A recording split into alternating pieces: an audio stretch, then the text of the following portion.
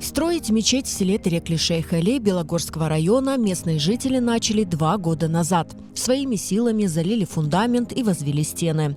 На этом средства исчерпались, и продолжать строительство материальной возможности нет.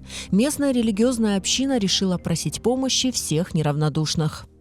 Баяқ пара керек, 2 миллионға якын ұсталар сайдылар, материалман. Өзіміз қолларымызман оны ете алмарық. Яваштан чемат қолындан келгені етелер, параны берелер, барбір етішмей. Шон үшін ниетлене едік сорамаға, кімде ниеті бар савап қазанмаға ярдым етмеге, иншаллах. Мечеть рассчитана на 200 человек. Она будет выполнена в классическом крымско-татарском стиле. Планларға көре, мұнда бұйық әбет одасы, мұнда ибадет япылажақ, намаз қылынажақ.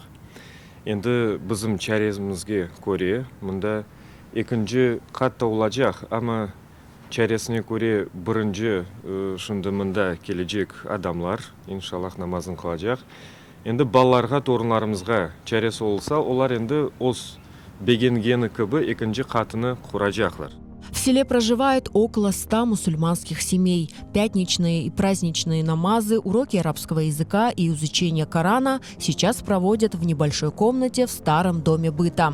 Местные старожилы мечтают о своей мечети уже много лет. Иншаллах, Аллах сметнен удай сонунге кележек. И Аллах Тааля иншаллах насип элесе бизге да мында намаз окумага кабул этежек. Средства на помощь в строительстве мечети можно перечислить по реквизитам.